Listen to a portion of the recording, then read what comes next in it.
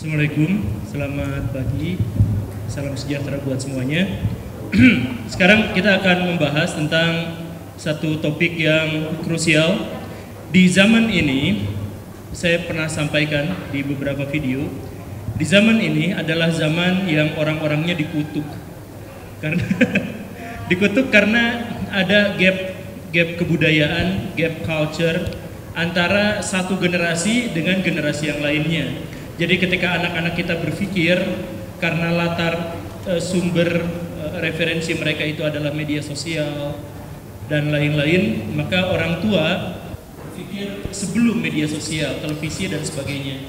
Dan karena itu maka komunikasi antara orang tua dengan anaknya dan kemudian komunikasi antara guru dengan muridnya itu mengalami gap, kesenjangan besar yang membuat komunikasi di antara mereka itu jadi kacau. Tidak untuk menyalahkan siapapun, tapi masalahnya memang seperti ini di sini. Kalau misalkan saya mau bertanya dan kalau ada yang mau menjawab dengan mengacungkan tangan, siapakah yang di sini merasa punya gap komunikasi antara orang tua dengan anaknya? Siapa? Oh, ada ya? Iya. Gap. Jadi orang tua ngomong seperti ini tapi ditanggapin dengan cara yang berbeda dengan anaknya karena anaknya punya referensi yang berbeda dengan kita. Nah, di sini dalam talk show ini kita akan sama-sama membahas itu, kemudian sedikit-sedikit kita akan mencari pencerahan dan solusi bagi masalah itu.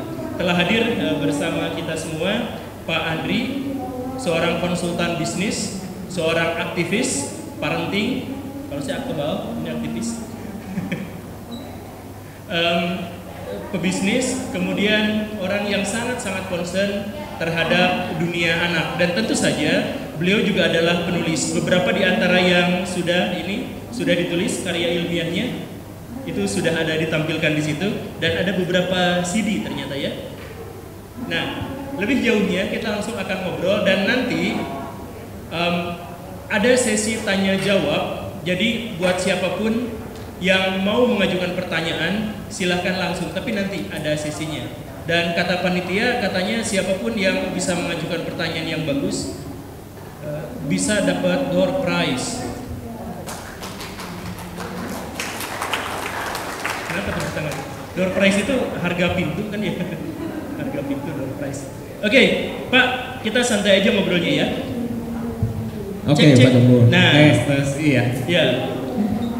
Coba Pak, jelasin sedikit saja perspektif Bapak terkait dengan gap antara orang tua dengan anak dan antara guru dengan muridnya. Perspektif awal aja dulu Pak, gimana menurut Bapak? Kan Bapak juga tadi ngacung ya, yang soal ada gap antara orang tua dengan anak. Bapak juga punya masalah itu berarti ya? Iya betul. Jadi gimana tuh? Tadinya saya mau bertanya karena ada door prize. Ya, selamat pagi semua. Saya sharing aja ya. Jadi karena ini masalah yang tidak bisa diselesaikan cuma dengan 1-2 kalimat atau talk show 1-2 jam gitu. Saya ada program parenting tapi lama waktunya 2 hari itu sebelum pandemi. Sejak pandemi ini belum pernah dilakukan lagi. Nah sekarang saya siapkan talk show untuk 1/2 jam tapi ternyata waktunya tadi nambah ya. 2 jam ya. Jadi sekarang saya nggak punya konsep ya. Nah oke, tentang ngobrol aja ya. Ngobrol aja, kita anggap ini itu kita cuma berdua nih ya. Orang tua, gap antara orang tua dan anak. Saya orang tua, anak saya sekarang udah remaja. Sebenarnya gap ini udah ada sejak anak kita, sejak saya ngomong saya aja deh. Saya dengan, ternyata waktu saya ngomong saya, yang lain juga nyambung biasanya. Ya karena kita sama-sama orang tua. Nah saya dengan anak saya waktu masih bayi, itu udah ada gap. Waktu saya dengan anak saya masih kecil, itu ada gap juga. Dan begitu mulai mengerti ternyata anak saya jadi remaja, dan itu ada gap juga. Gapnya banyak sekali. Kita nggak setuju. Yang namanya manusia kan kita akan ada fase-fase yang kita lewati. Siapa di sini atau kita lah ya, saya gitu, yang merasa bahwa orang tua itu kolot. Waktu saya masih remaja, waktu kita masih remaja. Nyebut orang tua itu kolot. Orang tua itu nggak mengerti saya. Sekarang saya udah seumur, udah lebih dari setengah abad, dan kita punya orang tua, kita masih juga merasa saya benar. Orang tua saya tidak benar, apalagi dengan anak. Nah sekarang saya punya anak, saya merasa saya yang benar, anak saya tidak benar. Jangan-jangan anak saya juga berpikir kayak gitu gitu. Iya. Udah pernah nanya belum Pak ke anaknya? Udah. Dan benar. Nah iya itu dia. Jadi ya sampai sejauh itu. Tapi gini nih Pak, jadi ceritanya ini Pak kita mulai dari cerita yang sangat lampau gitu ya. Iya, iya. Jadi kalau misalkan kita lihat sejarah zaman feodal itu. Pak Gembul kan ahli sejarah nih saya dengar. Tadi saya dengar dari Pak Max katanya ini pakarnya. Silakan Pak Gembul. Bukan. Dalam sejarah itu, zaman feodal itu ratusan tahun. Zaman ekonomi modern itu ratusan tahun. Tapi zaman ekonomi postmodern sekarang itu setiap 10 tahun tuh ganti. Jadi gini maksudnya, orang tua zaman dulu tuh ngasih tahu ke anaknya, nah kalau mau bisnis kaya raya, caranya kuasai banyak tanah, gini, nanti akan sukses. Dalam ratusan tahun ke depan, nasihat yang sama bisa tetap disampaikan kepada generasi berikutnya, walaupun nasihatnya sama, karena zaman itu panjang. Tapi sekarang kita nasihatin ke anak kita nih, nah kalau mau sukses maka bikin toko. Ternyata sekarang udah kalah sama toko online. Nanti di masa berikutnya, nah buka toko online biar sukses. Mungkin sudah ada gantinya, karena dalam waktu 10 tahun ada disrupsi besar-besaran ekonomi. Itu dalam hal ekonomi yang nanti kita bahas ya, panjang ya. Begitupun dengan moral. Moral orang-orang zaman dulu, angkatan Bapak, kalau angkatan saya enggak. Itu ada perempuan pakai celana pendek itu dimarahin. Sekarang biasa. Nah, ketika ada orang tua yang negur anaknya, itu orang tuanya kolot, "Ma, jangan kayak gitu, atau udah sekarang mah zamannya udah berubah." Nah, itu kan ada gap komunikasi di situ kan ya. Gimana tuh Pak? Gimana solusinya untuk menghadapi zaman yang berubah dengan terlalu cepat seperti ini? Siapa yang pertama kali harus mengubahnya? Pertanyaannya berat. Masa sih? Iya, saya nggak bisa menyimak. Oke.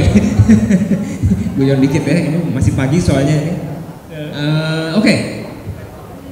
Saya nggak bisa menjawab semuanya, terus terang ya. Jadi tapi ada yang namanya, ada satu konsep yang namanya dalil Moore. Iya. Ya, nah gimana? Tahun itu saya sempat keliling ke, terakhir saya hitung 117 sekolah, udah gitu nggak hitung lagi. Nah saya mengangkat topik tentang dalil Moore ini sejak 2009. Jadi sebelum ada masa-masa percepatan seperti sekarang. Di dalil Moore itu mengatakan setiap 18 bulan sekali informasi itu double. 18 bulan sekali. Terakhir 12 bulan, sekarang 6 bulan, mungkin sekarang udah 3 bulan atau jangan-jangan sebulan sekali. Maksudnya gini, kita ambil 12 bulan aja ya, informasi double. Artinya kalau sekarang saya punya anak yang lulus tahun 2022, jadi sarjana misalnya, 2 tahun kemudian, tahun 2024, ada anak baru, anak kedua saya lulus di bidang yang sama, 2024. 2 tahun kan, berarti 24 bulan. Informasi anak saya yang kedua ini punya 4 kali lebih update dibanding anak yang pertama. Kalau anak yang pertama ini tidak belajar lagi hal yang baru. Masalahnya, anak selesai SMP menganggap pelajaran SMP sudah selesai. Setelah SMA, pelajaran SMA sudah selesai, buku-bukunya ditumpuk dan dimasukin kolong misalnya, atau dijual atau gimana, debu aja. Anak udah selesai kuliah, dia juga menganggap punya sertifikat berarti udah beres kuliah. Artinya belajar seumur hidup sudah selesai. Kenapa ini terjadi? Masalah dalil Moore sebenarnya nggak akan terjadi selama anak suka dengan belajar. Masalahnya sekolah orang tua berperan penting untuk membuat anak suka belajar atau benci dengan belajar. Gimana caranya bikin anak benci belajar dulu? Ini yang poinnya ini sebenarnya. Poinnya gimana cara bikin anak benci dengan belajar. Karena kalau dilihat sejarah apapun tidak akan terjadi kalau anak suka belajar. Anak yang suka belajar bisa beradaptasi terhadap semua perubahan. Itu akarnya gitu. Nah, ini solusi awalnya ya. Akarnya di situ sebetulnya ya. Nah, solusinya harus kita pikirkan nanti gitu. Gimana caranya? So, how to-nya ya gitu. Tapi sekarang kita akarnya dulu nih, why-nya dulu gitu. Kalau anak suka dengan belajar, maka masalah-masalah sepanjang sejarah tadi itu nggak akan terjadi. Ya, itu ya. Nah, kalau anak tidak suka belajar, ekonomi, perubahan teknologi dan sebagainya, budaya itu akan terus ya sepanjang sejarah udah terbukti ya, nggak bisa ditahan, nggak bisa diperlambat, itu akan terus berjalan. Orang akan terpaksa berubah dan itu menyakitkan, itu menimbulkan banyak sekali korban, kekerasan dan sebagainya. Ya betul. Nah sekarang gimana cara anak suka belajar? Kita bicara gimana cara anak tidak suka belajar dulu. Misalnya kita menggunakan kata harus ditambah dengan otoriter. Otoriter itu otoritas. Orang yang punya otoritas adalah orang tua dan guru. Misalnya harus jujur. Ini hal yang prinsipal aja. Harus sopan, harus baik, harus jadi orang yang dermawan. Kata harus itu menimbulkan penilaian. Apa yang dinilai tidak murni lagi, tidak keluar dari hati. Kalau memberi dengan tangan kanan, jangan ketahuan dengan tangan kiri. Kenapa? Kalau pengen ketahuan tangan kiri berarti tidak tulus. Nah, kalau ada kata harus, maka saya jadi orang jujur, saya jadi orang baik, saya jadi orang sopan karena harus. Oke, dipahami. Iya. Itu yang berarti tidak mengakar. Ya? Iya. Nah, apakah jelek? Harus sopan, harus baik? Belum tentu. Jelek baik juga itu nggak jelas sebetulnya. Tapi waktu dinilai, misalnya ya, efek dari penilaian. Waktu anak disebut nilainya bagus itu anak pintar, maka akan ada anak bodoh. Padahal tujuan saya menyekolahkan anak ke sekolah adalah supaya pintar, pasti ya gitu.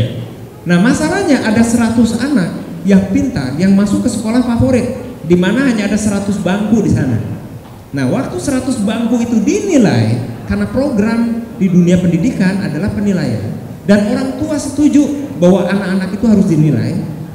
Udah selesai sekolah masih dielesin lagi, biar nilainya bagus juga gitu. Jadi belajar tujuannya untuk nilai. Tapi kalau semuanya juga les sampai malam, dari 100 anak di 100 bangku itu, kalau dinilai akan ada urutan 100. Setuju nggak? Ya, nah yang nomor 1, 2, 3 juara dikasih lagi anak tangga, juara 1 lebih tinggi, juara 2 lebih rendah, juara 3. Kenapa? Biar orang termotivasi untuk mengejar yang tertinggi. Tapi selama hanya 1 juara satunya, maka akan ada 99 yang kalah dan akan ada urutan 1, 2, 3 yang bodoh. Karena kalau nggak pintar, jadilah ada yang bodoh. Ada pintar karena ada bodoh. Nah, yang bodoh ini apa? Apa yang terjadi? Itu terjadi di Jepang. Ratusan anak bunuh diri. Padahal itu anak-anak pintar. Anak-anak yang tidak terima bahwa dirinya dikalahkan. Efek dari menang adalah mempertahankan kemenangan. Iya, betul. Itu hal yang sangat mendasar gitu. Bahaya dari program membuat orang jadi kaku, jadi seperti robot. Contoh ya, contoh robot nih. Ada robot yang kalau diprogram, sekarang di zaman ini anak-anak sekarang udah jago-jago nih ya sekarang. Saya dengar dari TK juga udah bisa program sekarang, bisa gerakan robot ya, Lego dan sebagainya gitu. Luar biasa tuh zaman sekarang. Nah, bayangkan ini ada robot yang diprogram. Programnya mereka bisa voice recognition. Ya, bisa mendengar, bisa menerjemahkan, luar biasa, dan bisa bereaksi seperti manusia. Misalnya programnya adalah, hei kamu pinter, yang terjadi apa? Di dadanya keluar tanda senyum. Jadi robot itu punya perasaan. Sebenarnya bukan perasaan, itu adalah program.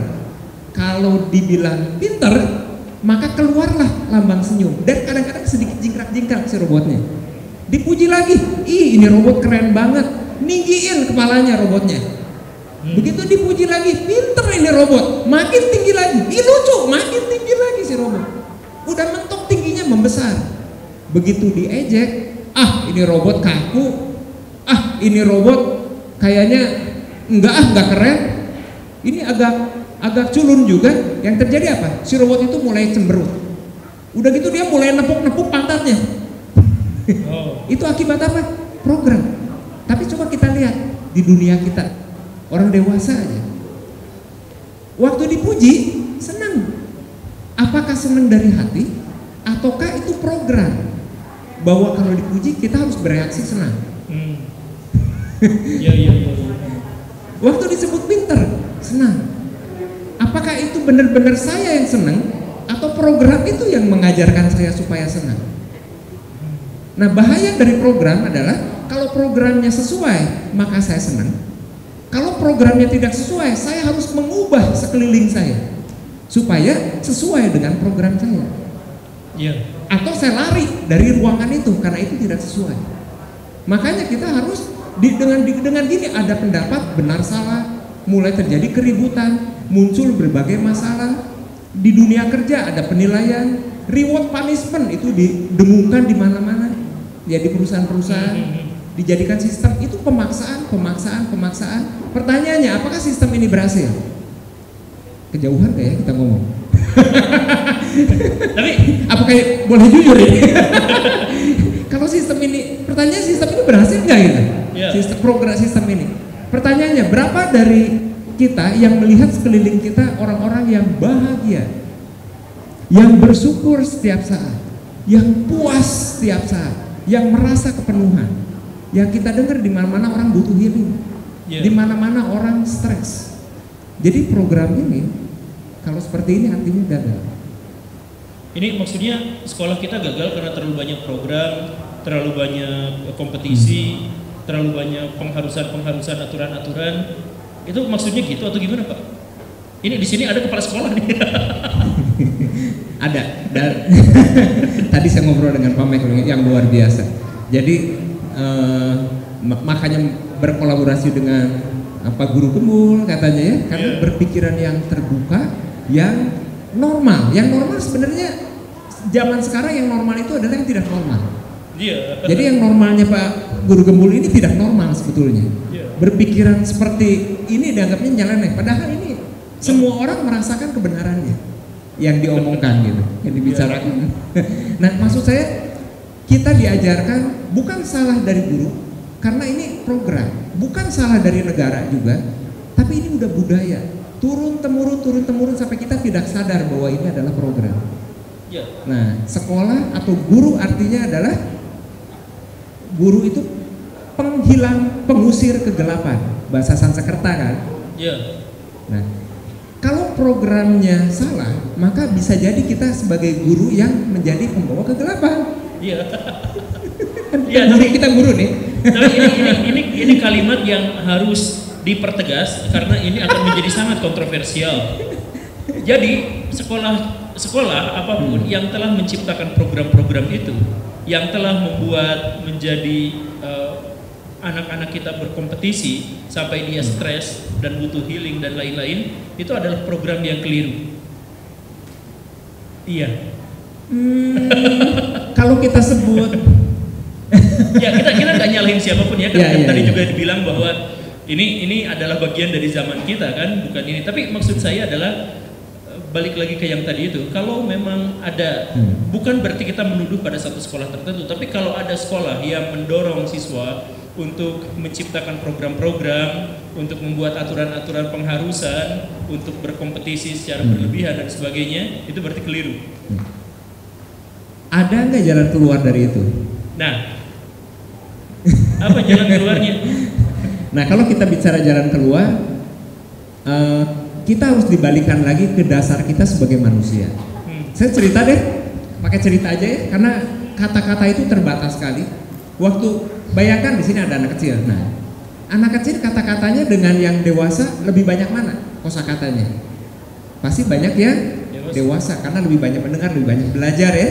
Nah, tapi kita sekarang bicara dengan orang dewasa. Tolong jelaskan warna hijau ke orang yang belum pernah melihat warna hijau. Bisa? Enggak. Tolong jelaskan mawar, bunga mawar ke orang yang belum pernah melihat bunga mawar. Anda bisa bikin buku diktat atau buku yang tebal, ensiklopedi 3000 halaman tentang bunga mawar, tapi semakin itu ditulis semakin ngaco, semakin tidak jelas. Dan mawar plastik. Itu ada mawar plastik juga ya, tapi mirip lah. Nah, orang yang belum pernah melihat bunga mawar, begitu baca buku itu dia merasa dia udah tahu segalanya tentang mawar, malah dia S3 tentang mawar. Karena lulus secara teori mawar. Begitu di hadapannya ada mawar, dia nggak tahu bahwa itu mawar. Dan waktu ditunjukkan, ini loh mawar. Oh iya ya, ini mawar. Karena kata-kata terbatas sekali. Iya. Tapi Pak, ini saya pengen balik ke dalil Mor tadi. Iya, iya. Boleh ya? Sedikit saya. Oh sedikit. Saya mau tunjukkan tentang keterbatasan dari kata-kata ini gitu. Oke. Nah, lupa sekarang. maaf terakhir saya motong ternyata ya. Tadi saya pikir Bapak jeda tuh udah berhenti ngomong, tapi ternyata masih ada itu ya. Lupa ya? Masih ada dikit. Saya kasih waktu 2 jam untuk mengingat kembali. Oh gitu ya. Jadi maksudnya waktu saya ngobrol dengan anak kecil aja gitu ya, waktu anak saya masih kecil, kalau saya bicara, ayo dong anak ngomong, papi mau ngomong, iya ngomong aja, sambil sayanya WA atau sambil sayanya kerja di komputer, ayo ngomong, papi nggak tuli, ayo ngomong aja, kenapa ngomong aja sih kan, tapi sambil kerja, itu tidak mendengar. Apalagi anak kecil kata-katanya terbatas, tapi kita bisa berkomunikasi kalau mau. Yang namanya berkomunikasi gimana? Pernah kita berkomunikasi dengan baik saat pacaran. yang belum 17 tahun Kak. Boleh dibahas nggak ini? Banyak yang di bawah 17 ya, bawah umur ya. Ya udah nggak apa-apa lah ya, kita bahas yang netral ya. Waktu pacaran kita peka sekali dengan pasangan kita. Ada raut wajah sedikit aja kita tahu ini suka atau nggak suka. Kenapa? Karena kita bukan hanya mendengar, tapi kita memperhatikan total. Jiwa ketemu jiwa. Waduh gitu ya. Jadi kita benar-benar blend, menyatu. Iya. Hanya 7% dari penelitian seorang pembicara yang sangat fasih dengan kata-kata yang luar biasa, itu hanya 7% kemampuan menyampaikan maknanya, pesannya. 38%-nya itu intonasi, nada dan sebagainya. 55%-nya body language, gerakan, raut wajah dan sebagainya. Makanya ada robot sekarang di Jepang yang didesain bisa baca perasaan orang. Karena ternyata dari penelitian Charles Darwin terbukti sekarang baik hewan manusia ada beberapa titik yang kalau gerakan tertentu itu tandanya senang. Jadi perasaan itu terefleksi di raut wajah, gerakan. Makanya ada deteksi kebohongan kan? Ya, dari getaran, dari pembelajaran raut wajah, ciri-ciri orang berbohong seperti apa, gimana gerakan matanya dan sebagainya. Ya ada robot yang seperti itu sekarang. Nah, komunikasi maksud saya adalah benar-benar menyatu. Ya, kalau saya mendengarkan anak, artinya saya lepas dulu pekerjaan. Masalahnya prioritas kerja dulu atau anak. Waktu saya bicara dengan anak saya masih kecil, saya harus menyamakan tubuh saya dengan mata anak. Saya harus mendengar dengan mata dan mendengar dengan hati. Blend, benar-benar menyatu. Rasakan perasaannya si anak, karena kata-kata itu terbatas. Penghargaan terbesar, relasi yang akan memicu relasi, yang akan membangkitkan relasi, itu adalah mendengar. Tapi mendengar itu gimana? Mendengar itu dengan seperti tadi. Gimana kita mau tahu? Kita mau bantu anak, tapi membantu atau membentuk? Padahal anak punya, saya pakai cerita aja biar singkat ya. Gini, di zaman dulu di daerah Thailand ditemukan seorang rahib itu jalan-jalan, dan di pinggir jalan dia ketemu dengan suatu patung Buddha yang besar sekali, nggak bagus-bagus amat tapi besar banget dan menghalangi jalan. Akhirnya biksu ini berpikir, rahib ini berpikir, kasihan banget ini patung sebesar ini patung siapa sih? Ditanya ke daerah situ, nggak ada yang tahu, itu dari dulu udah ada. Orang paling tua yang umurnya udah tua sekali bilang, kakek saya bilang ini udah ada dari dulu. Wah, berarti ini ratusan tahun umurnya. Berarti ini benda bersejarah ini. Kenapa di pinggir jalan, dipakai tempat burung, dipakai foto-foto sama orang? Ya, dipakai ngeletakin foto untuk cheese gitu. Nah, jadi ini benda suci harus dipindahkan ke vihara. Saya bawa gitu.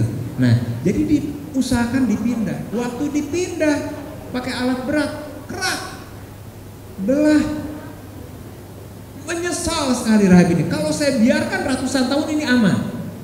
Tapi karena saya tidak biarkan, jadilah rusak gara-gara saya. Tapi waktu dia berusaha pasang lagi, hujan angin apa, wah dia makin ngeri lagi. Waktu patah itu hujan angin segala macam. Wah, ini saya berdosa ini benar. Nah, akhirnya waktu dia berusaha pasang, ada sinar dari kegelapan di balik patahan tadi. Dia apa itu ya? Dipegang-pegang, loh seperti keras. Dia coba gali, ternyata itu adalah patung Buddha emas terbesar di dunia.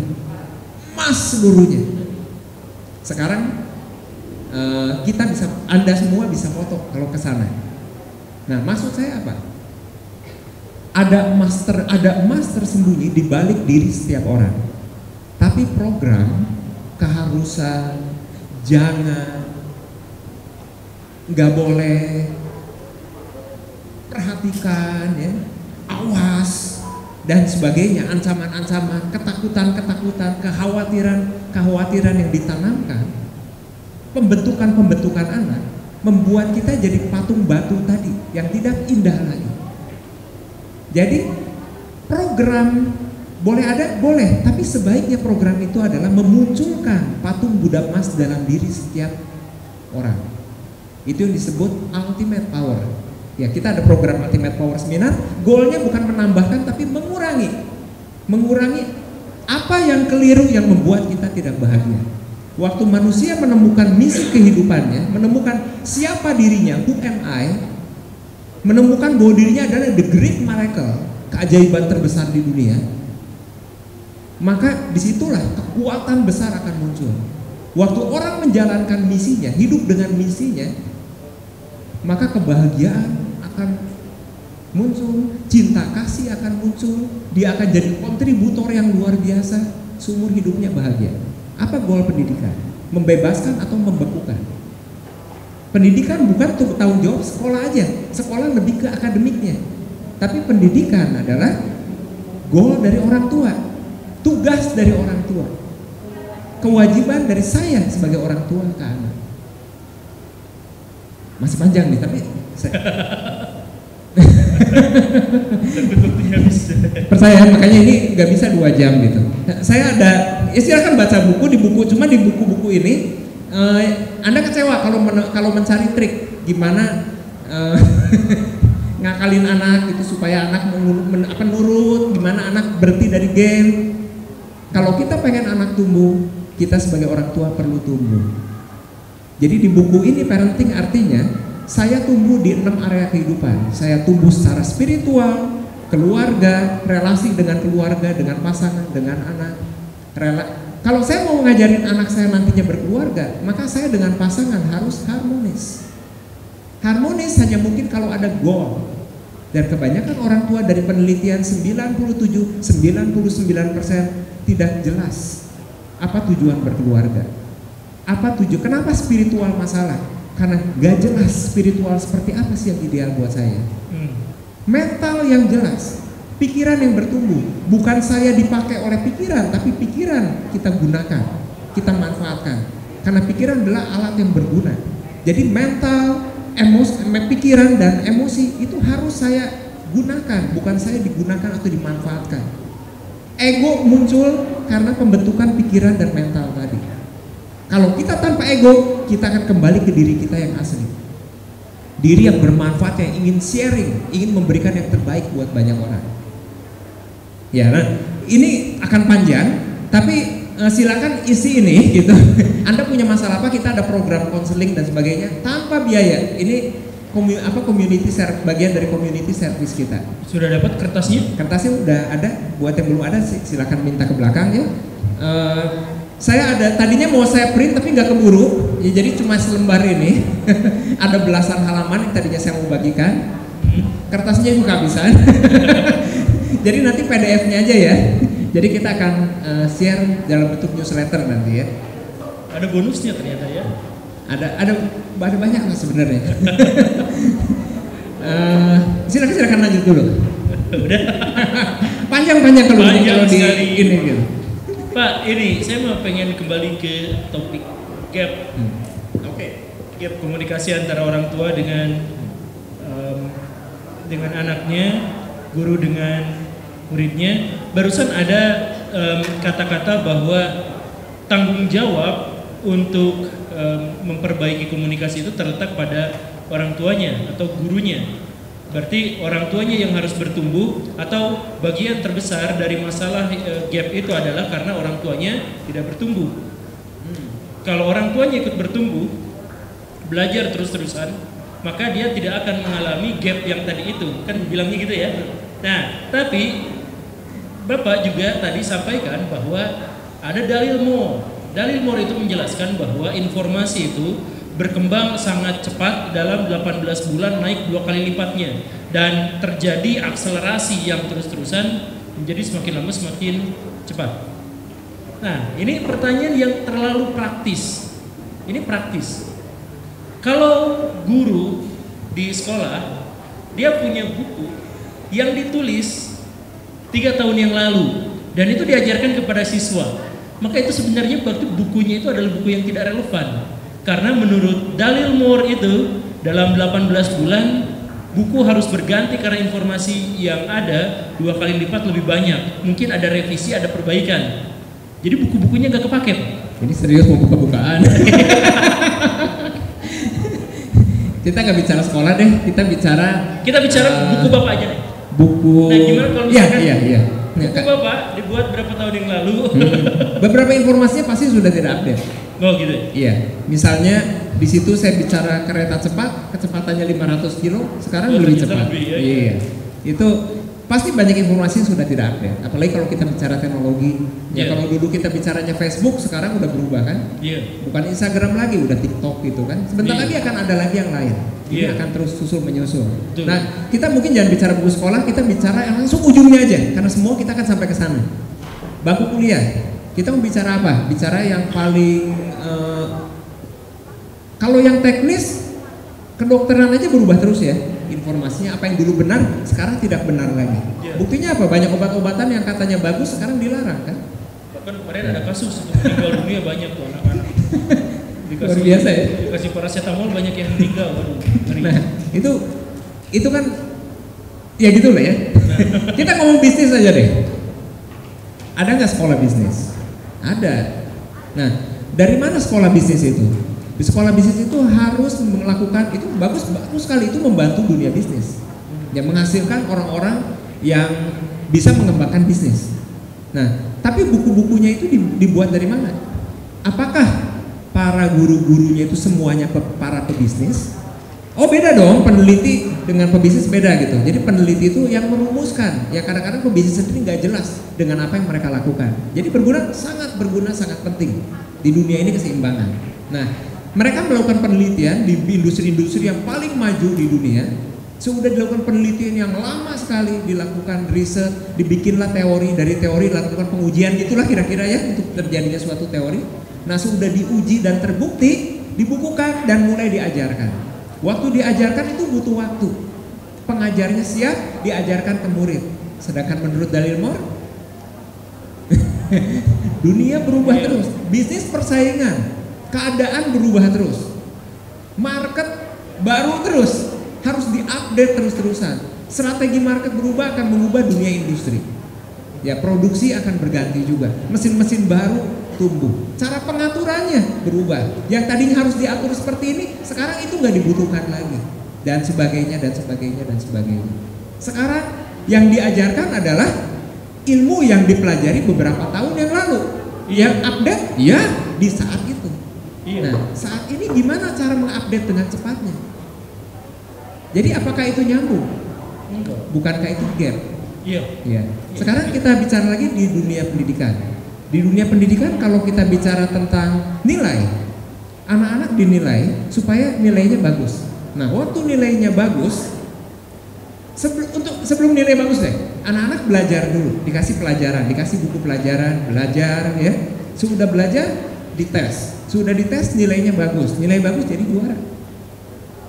Nah, kita lihat di dunia nyata, siapa yang menemukan bola lampu ini? Yang menemukan proyektor? Thomas Alva Edison. Dia bikin 1093 paten dengan lebih dari 6.000 penemuan. Ada yang tahu siapa Thomas Alva Edison? Sekolah? Sekolah. 2 minggu. Apa yang terjadi di dunia nyata? Waktu Thomas Alva Edison berusaha menemukan lampu, dia menggunakan 30 tim. Apa yang terjadi di dunia pendidikan? Anak-anak harus bersaing, bukan tim player. Dalam menyelesaikan suatu masalah harus sendiri-sendiri, karena diuji kepintarannya. Artinya anak yang sukses di pendidikan karena berhasil menjawab nilai, menyerap pelajaran dengan baik. Tapi di dunia nyata mereka nggak tahu apa yang mereka lakukan, dan mereka mencoba langsung. Kalau ada masalah mereka berpikir memecahkan masalahnya, pakai tim, banyakan timnya ada 30 Thomas Alva Edison untuk bikin satu lampu. Percobaan ke 999, timnya bilang, Mr. Edison, ini mau gagal ke 1000 kali. Ini udah 999 kali kita gagal. Ditunjukin datanya, karena yang namanya penemuan ada data ya, dicatat. Edison lihat sebentar, begitu dia bilang, kita nggak gagal, kita menemukan 999 cara supaya lampu tidak menyala. Lihat nggak mindsetnya? Nggak ada mindset gagal. Di sekolah kalau salah dianggapnya gagal, nilai jelek dianggapnya gagal. Di dunia nyata nggak ada yang namanya gagal, yang ada cuma pembelajaran. Yang ada cuma cara untuk lampu tidak menyala. Hasilnya sesuai dengan yang diinginkan enggak? Enggak. Kalau gitu kita ubah caranya, kita pikirin lagi caranya. Dan Kak Edison bilang kata-kata yang luar biasa. Semakin kita menemukan cara yang tidak bikin lampu nyala, semakin kita mengerti tentang dunia perlampuan. Dan semakin sedikit lagi jalan gagal, jalan tidak nyala. Kalau ini diteruskan dicari, akhirnya ketemu. Di percobaan ke 10.000, bola lampu nyala. Kalau anak dilatih, dididik, dikembangkan, ya, dibantu untuk berkembang, punya cara berpikir seperti Thomas Alva Edison, bahwa gak ada yang namanya gagal, maka anak gak akan takut dengan gagal. Maka apapun impiannya, apapun yang diinginkannya, dia akan punya kegigihan yang luar biasa. Kenapa anak tidak gigih? Karena takut dinilai bahwa kalau gagal itu sesuatu yang buruk. Kegagalan bukan sesuatu yang buruk, tapi penilaian masyarakat bahwa gagal, tidak punya uang, gagal dalam melakukan sesuatu, itu dinilai buruk. Padahal yang namanya mencoba hal baru pasti gagal. Kalau udah berhasil itu pasti udah jago. Belajar berenang, ada nggak yang langsung bisa berenang? Belajar sepeda, ada nggak yang nggak jatuh dulu? Kalau yang udah bisa berarti udah bisa, nggak usah belajar lagi. Jadi mencoba sesuatu, biarkan apa adanya. Kalau tidak takut kegagalan, nggak akan ada ketakutan dalam mencoba. Mungkin itu. Super. Jawabannya gitu. Praktis Jadi, tapi tidak. Iya. Ini mendalam sekali pertanyaannya, saya harus mikir. Tapi ini super sekali memang terkait dengan itu. Tapi kita break dulu. Break itu maksudnya di sini, di antara jutaan peserta yang ada di sini, termasuk makhluk halus. Iya, banyak sekali. Adakah? Di atas tuh ada kuntilanak. Ada yang mau ditanyakan, ada yang mau dikomentari untuk apa yang sudah dipaparkan oleh Pak Andri. Silahkan. Anak kecil, ibu-ibu, bapak-bapak. Di sini nggak ada bapak-bapak ternyata ya? Ada. Ada ya? Oh, Ada, ibu-ibu. banyak Ya, itu, Bapak. silakan ibu.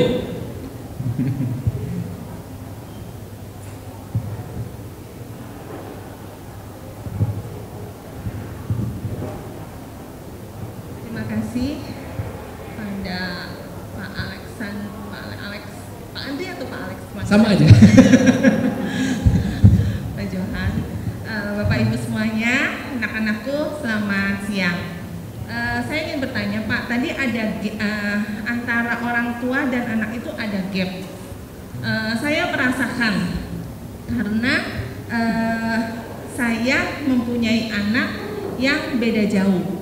Jadi dari anak pertama dengan anak kedua itu di usianya yang berbeda, 11 tahun. Oh. Dari anak pertama saya yang dengan besar usia. sekarang usia 22 dan anak keduanya 11 tahun. Jadi anak pertama saya sudah lulus kuliah dan anak kedua saya itu baru kelas 6 SD. Nah, saya merasakan gap itu. Jadi antara saya dengan anak pertama saya itu karena saya hamil dan punya anak maksudnya usianya tidak terlalu jauh banget gitu kan ya, dan dunianya juga tidak terlalu beda gitu. Jadi saya merasakan dunia anak saya dengan saya itu hampir sama gitu. Jadi dia suka apa saat itu saya bisa mengikuti gitu. Nah, saya sekarang dalam kondisi punya gap dengan anak kedua saya. Cowok kebetulan. Nah, itu yang saya mau minta tip and tricksnya, maksudnya bagaimana kita orang tua bisa mengikuti kondisi anak-anak sekarang gitu loh Pak. Itu aja, terima kasih. Iya. Berat. Ini pertanyaan Pak. Tadi belum jelaskan yang ini nih, coba jelasin Pak. Iya. Berarti harus baca buku itu. Panjang jawabannya. Tapi singkatnya gini, kita ke akar aja ya. Bukan triknya, bukan ininya, karena trik tuh belum tentu cocok untuk semua orang. Bapak ini enggan dan tidak mau ya kalau jelasin trik ya. Karena kalau mungkin yang cocok untuk ibu itu kan saya harus gali beberapa informasi gitu. Nanti kalau mau ngobrol aja kita cari waktu ya sama-sama cocok. Saya ada sesi konseling free Bu, tenang aja.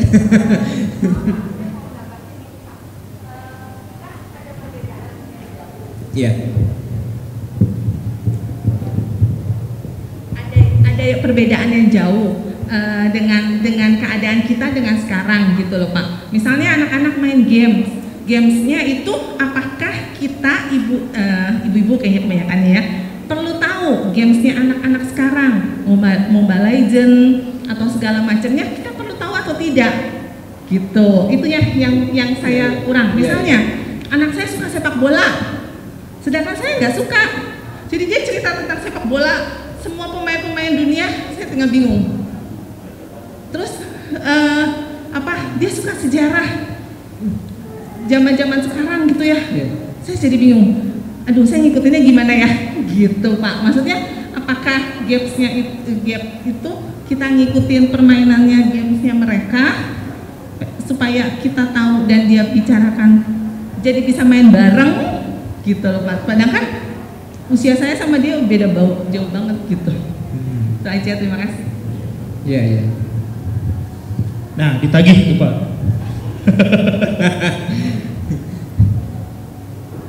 Dan ya, jadi ya ini mendalam ini sebenarnya, karena ini kayaknya pertanyaan yang selalu diajukan dan berat penyelesaiannya gitu, karena setiap orang kan unik ya.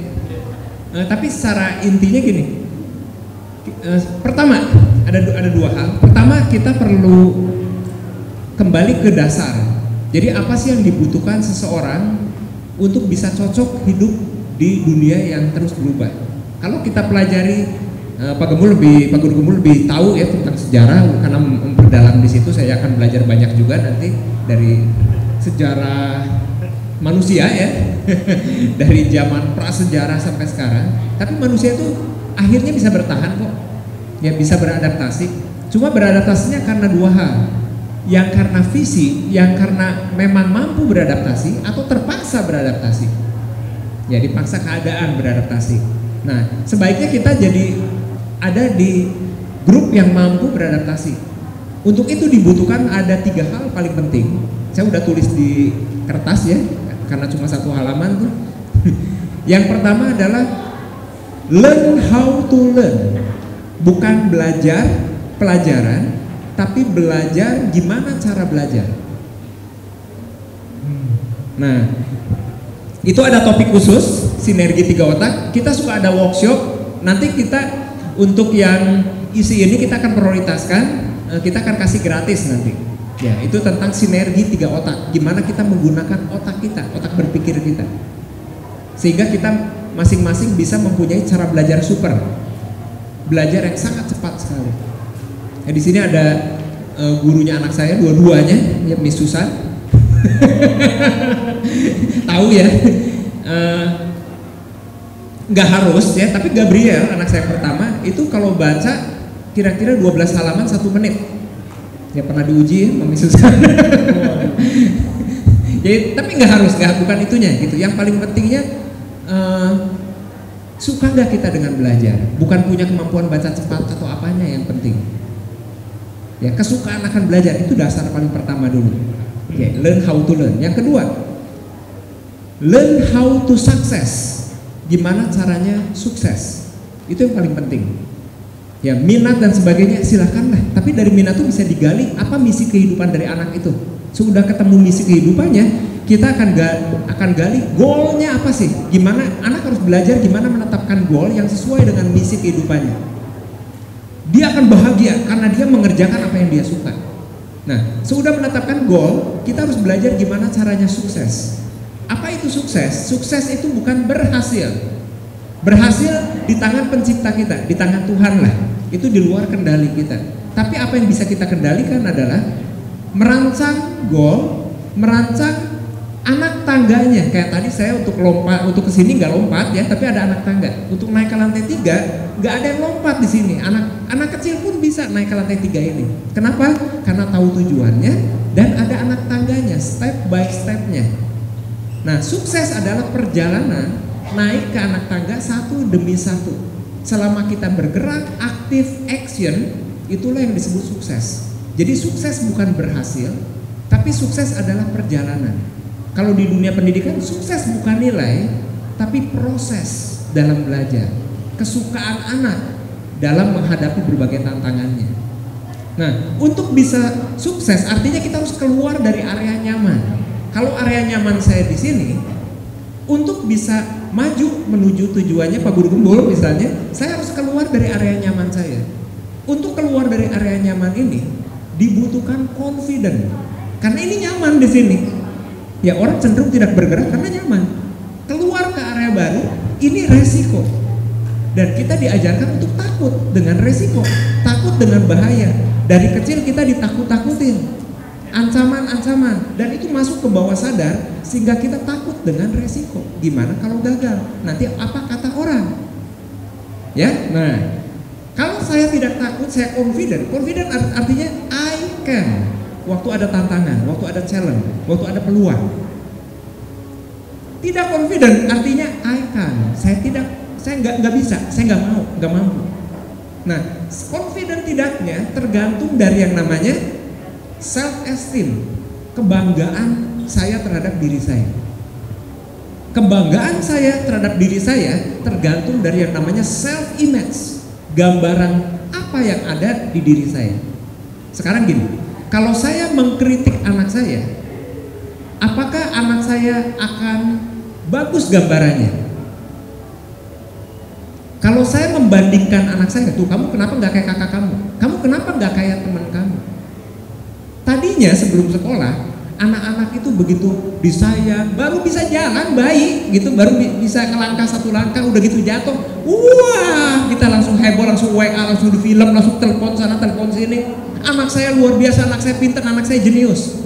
Baru ngomong mami, mama gitu. Iya, udah bisa ngomong, seluruh dunia kayaknya harus tahu. Ya, kita begitu bangga, anak merasa. Makanya pertumbuhan anak di era yang namanya golden age itu luar biasa. Karena tidak dibandingkan, karena boleh salah. Tidak ada ketakutan. Ada sih, tapi sedikit ketakutannya masih murni sekali. Tapi makin tambah umur dan begitu disekolahkan, ketemu dengan teman-teman yang sepantar, kita pengen anak kita jadi juara. Dibandingin, yang paling mematikan adalah dengan saudara kandung dibandingkannya. Kenapa? Kalau dengan teman sekali-kali ketemu, dengan saudara kandung tiap hari, dan anak setiap hari melihat saya kalah sama kakak saya atau kakaknya kalah dengan adiknya. Itu menyakitkan hati, masuk ke bawah sadar, dan yang paling bahaya adalah dia mulai punya gambaran diri, saya buruk, nggak bagus lagi. Itu menutup potensinya, makanya golden age berakhir. Saya tidak percaya dengan yang namanya golden age, itu hanya rata-rata. Buktinya beberapa orang terus jenius seumur hidupnya. Caranya adalah menggali, membongkar potensi hebat anak. Caranya apa? Membongkar persepsi, pemikiran-pemikiran, keyakinan-keyakinan yang salah yang nempel akibat dari program-program tadi. Menyadari apa yang ada di pikiran saya, emosi saya ini sumbernya dari mana? Apakah itu menguntungkan? Apakah itu merugikan? Menguntungkan orang lain, menguntungkan diri sendiri, atau merugikan orang lain, atau merugikan diri sendiri. Sadari, apakah ini mau terus dipegang emosi-emosi ini? Ya ada caranya, makanya kita butuh workshop khusus ya untuk praktek gitu. Karena ngomong gampang gitu, ya ngomong hilangkan emosi, maafkan orang itu gampang. Tapi kalau kita nggak ketemu akar masalahnya, nggak masuk ke akarnya, nggak praktek untuk menyinari masalahnya tadi, dan masalah itu menguap, buah-buahnya yang tadinya sepertinya banyak sekali itu luas, hilang semua. Satu akar dicabut, bisa ribuan problem hilang. Dan potensi problem itu muncul lagi di masa depan, stop. Ya, tapi trik hanya menyelesaikan satu buah yang diakibatkan dari akar yang nggak disadari tadi. Nah, itu tentang how to success ya. Yang ketiga terakhir adalah how to think. Gimana cara berpikir? Bukan digunakan pikiran, tapi menggunakan pikiran. Caranya gimana? Caranya kita harus sadar bahwa saya sekarang berpikir. Kebanyakan dari kita tidak berpikir. 95-99% kita melakukan sesuatu tidak sadar. Contoh, dari rumah ke kantor, dari rumah ke tempat sekolah, dari rumah ke tempat belanja, selalu lewat jalan yang itu lagi. Sudah tanpa disadari. Pakai baju, mandi dan sebagainya tidak disadari. Ada 60.000-70.000 kegiatan harian yang dilakukan tanpa sadar. Penting. Kalau nggak kita segala-gala dipikirkan repot ya. Itu dibereskan di hipokampus kita, dirapikan dan dijadikan yang namanya habit. Masalahnya apakah kita berpikir bahwa habit-habit yang dilakukan itu bermasalah enggak? Kalau itu bermasalah, dibereskan enggak? Karena habit ini seperti pakaian, itu cuma kebiasaan, itu dibentuk bukan dari solonya. Semuanya hasil pembentukan. Artinya Anda, saya, anak-anak semua bisa menjadi apapun yang diinginkan. Menjadi pribadi seperti apa, itu semuanya pilihan. Pinter, bodoh dan sebagainya, malah sebenarnya nggak ada pinter, nggak ada bodoh. Yang ada apakah orang itu mau belajar nggak? Mau percaya diri nggak? Ada cara untuk tidak percaya diri, ada cara untuk percaya diri. Ada cara untuk marah, ada cara untuk senyum. Ada cara untuk tidak bahagia, ada cara untuk bahagia. Itu semua pilihan. Mau bukti? Kita demo singkat ya. Coba tolong Anda bayangkan, bayangkan kapal saat Anda yang paling menyakitkan Anda. Ya anak-anak juga punya ya, ada nggak?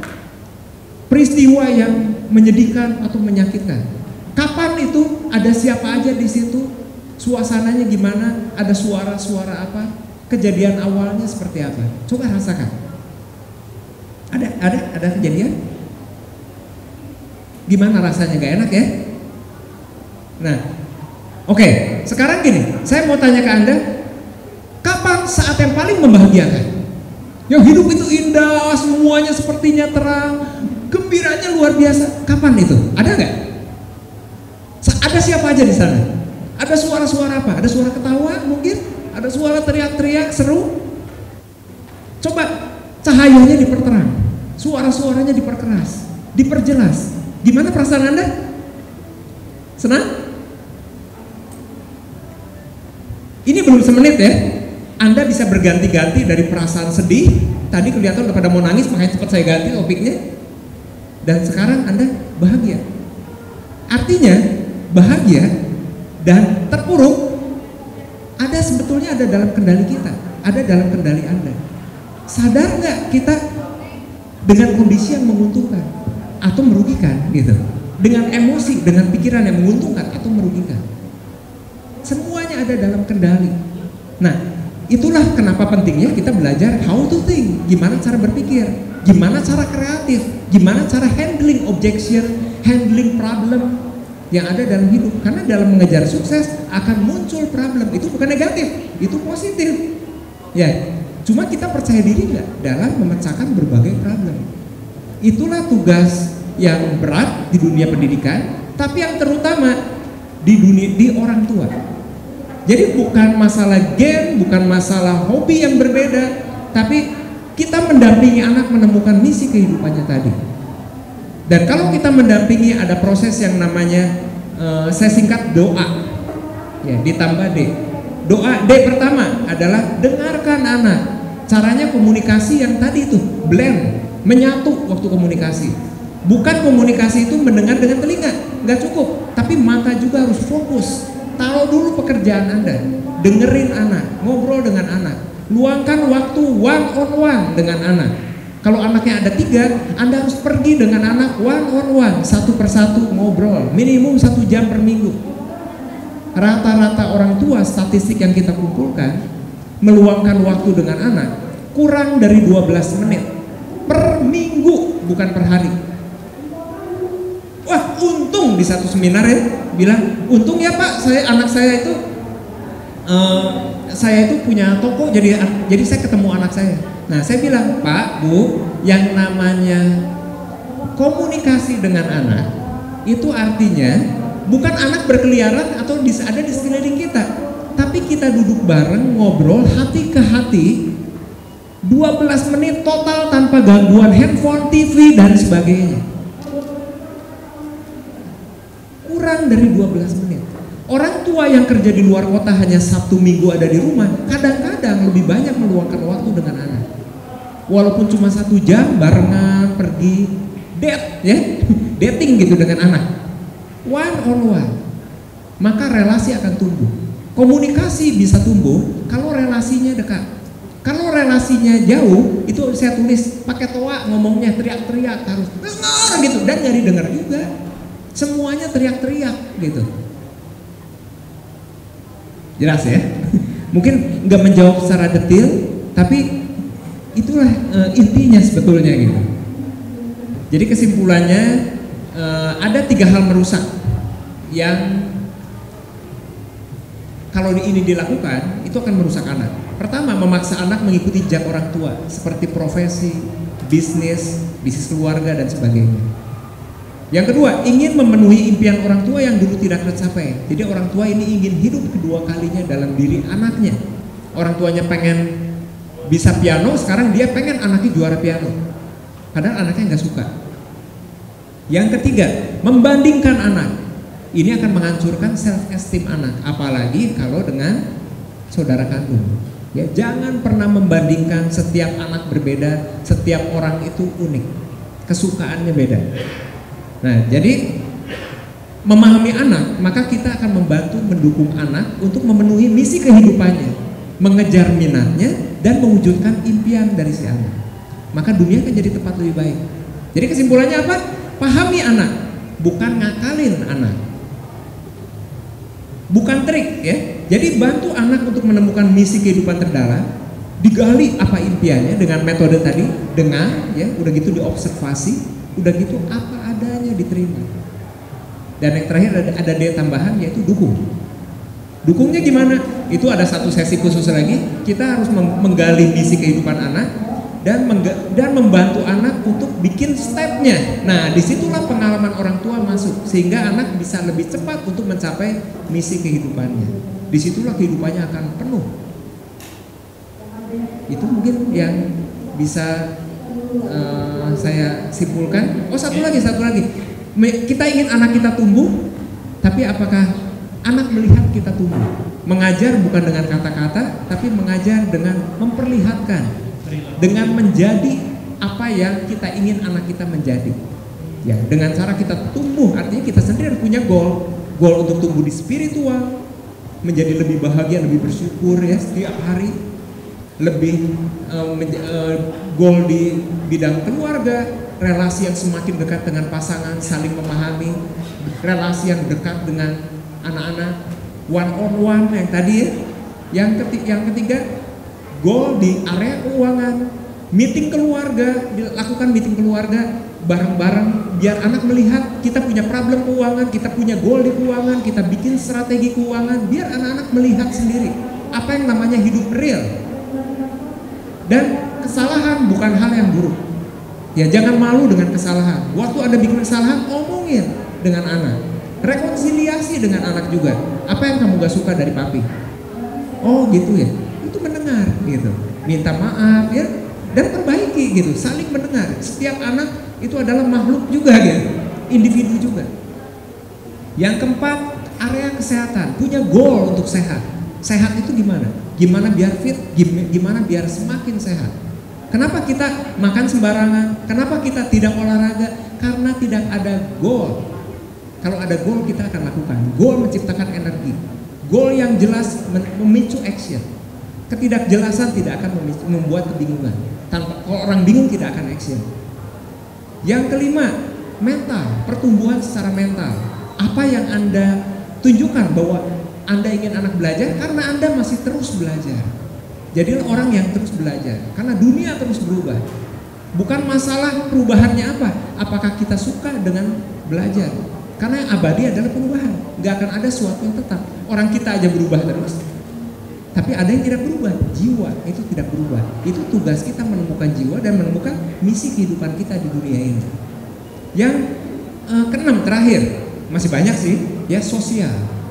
Gimana kita berkontribusi, gimana kita bisa connect dengan komunitas kita, gimana kita bisa mencintai alam semesta, gimana kita bisa menyatu dengan alam semesta. Ini alam semesta. Ya, alam semesta itu bukan hanya pepohonan, lingkungan kita itu alam semesta, semesta kita, sekeliling kita. Karena kita hidup di semesta, makanya kita harus menyatu dengan semesta, memahami. Masalah muncul karena kita mengkotak-kotakan. Silakan nonton YouTube-nya Pak Guru Gembul ya, di sana pasti banyak pembahasan, karena dari ngomong singkat aja ini paham yang benar-benar normal yang normal. Mungkin itu, terima kasih sudah mendengarkan. Saya balikin lagi ke Pak Guru Gembul. Baik,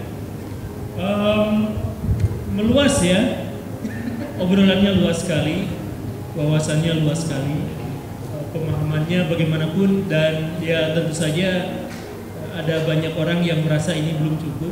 Jadi mungkin nanti ada sesi itu ya, sesi yang tadi ditawarkan. Tapi di sini sudah tidak ada lagi pertanyaan apapun. Kalau memang sudah tidak ada, saya ucapkan terima kasih yang sebesar-besarnya karena sudah menyimak, dan semoga apa yang sudah kita diskusikan hari ini bermanfaat, berfaedah, dan bisa kita laksanakan dalam kehidupan sehari-hari, khususnya untuk membangun relasi yang lebih baik antara orang tua dengan anaknya, orang tua dengan guru, guru dengan muridnya. Karena dengan cara seperti itu maka kita bisa mengatasi masalah-masalah, gap dan kesenjangan komunikasi antar tiga pihak yang dimaksud itu. Semoga semuanya baik-baik saja, semoga semuanya mendapatkan manfaat. Terima kasih, salam sejahtera, selamat siang, assalamualaikum warahmatullahi wabarakatuh.